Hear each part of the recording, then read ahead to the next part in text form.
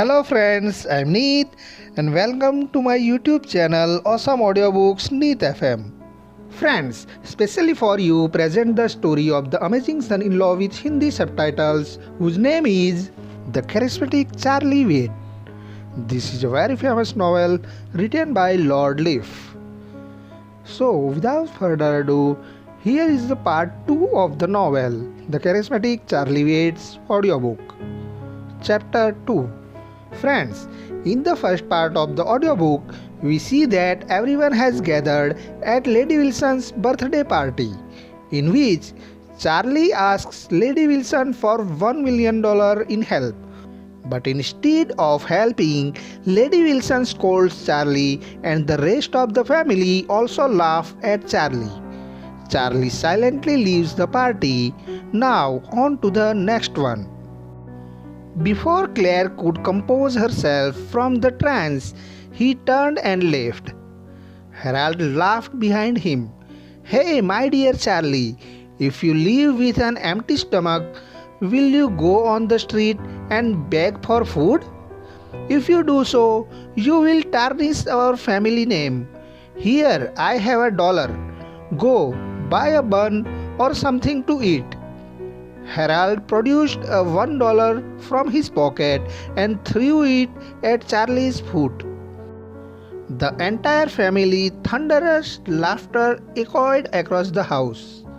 Charlie gritted his teeth in annoyance and left the house without looking back. When Charlie arrived at the hospital, he immediately went to the cashier department to try to negotiate an extension of payment for another 2 days. However, when he approached the nurses, he was informed that overnight Miss Levis had been transferred to Fairview Hospital, East Cliff's top hospital, for treatment. Charlie gaped in shock and quickly asked, "How much does it cost? I'll find a way to settle it." The nurse said, "The bill is $3 million in total. $1 million has already been paid. The remaining $2 million needs to be settled without a week." "Who covered the $1 million? The nurse shook his head. "I have no idea." Charlie frowned in confusion. Just as he turned around to figure it out, a man of about 50 years of age in a black suit with grey hair was standing behind him. They exchanged glances and the man bowed before him and said, "Young master, we have finally found you. Sorry for all the troubles and misery you have suffered for all those years." Charlie furrowed and asked coldly, as if he was a completely different person, "Are you Stephen Thompson?" The man gaped in surprise. "Young master, you will remember me?" Charlie startled slightly and murmured, "Of course I do. Remember each and every one of you. You forcibly drove my mom and dad out of East Cliff along with me and fled the city. My parents died along the way and I became an orphan. What do you want from me now?" Stephen glimpsed sorrowfully and said, "Young master, Lord Wade was very sad when he learned about your father's death. He never stopped looking for you. Come, let's go home and meet him." Charlie said coldly, "Just go. I don't want to see him." Stephen said, "Young master, are you still mad at your grandfather?" "Of course," Charlie said loudly. "I will never forgive him in my entire life." Stephen sighed dejectedly. "Before I came here, the master did say that you will not forgive him." "Good. Luckily, he still has some sense in him."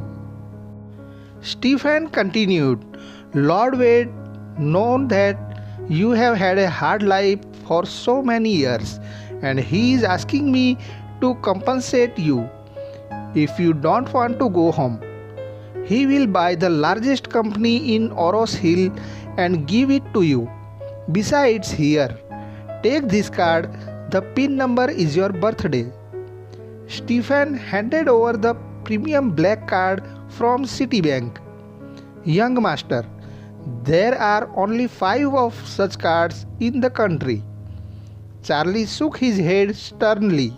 No, I don't want it. Take it away. Young master, Miss Levis is still $2 million in debt for her medical bills. If she doesn't pay up, she might be in danger. Are you threatening me? Is this part of your sinister plan?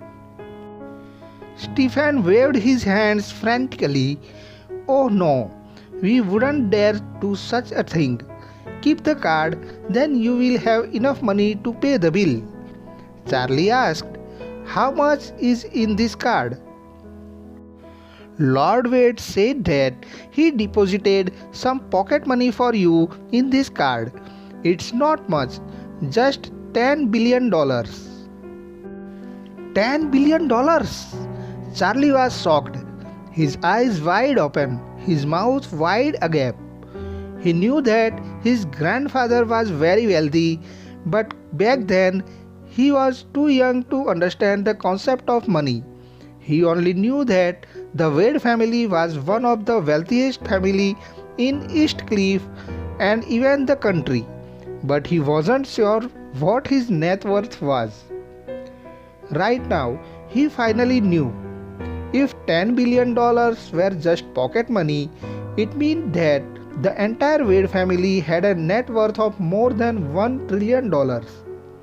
Frankly speaking, at this moment he was slightly touched and swayed. However, when he thought about his deceased parents and how his grandfather was part of the reason why they had died, he knew he could never easily forgive him. Sensing his frustration, Stephen quickly said, Young master, you are one of the Wade family members, so the money is yours. Besides, technically speaking, it belongs to your father. The master said that if you are willing to go home, he will let you inherit the family's $1 trillion business empire. If you don't want to go home yet, use this money for your living expenses. Oh yes, another piece of news. Oros Hill's largest and most profitable company, the Emigrant Group, with a market value of $100 billion, had been wholly acquired by the Wade family yesterday. All the equities are now under your name. You can claim your right at the company tomorrow. Charlie listened to him in a daze, completely in disbelief. Wasn't it a little too much investment from the Wade family for his sake? A premium black card with a credit limit of $10 billion, Emigrant Group with the net worth of $100 billion. Although Oros Hill was a land of talent, the only constant, honorable existence was the Emigrant Group. It was the champ of Oros Hill's business industry.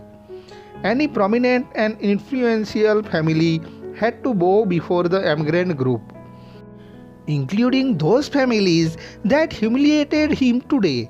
The Wilson family, the White family, and even the Jones family, who was still trying to pursue his wife. They were nothing but lowly servants in front of Emigrant Group.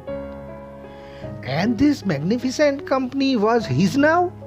Stephen handed him a business card and said, Young master, you might need some time to calm down and think about it. So I will excuse myself. Now, this is my card with my number on it. Please call me if you need anything. At that, Stephen turned and left.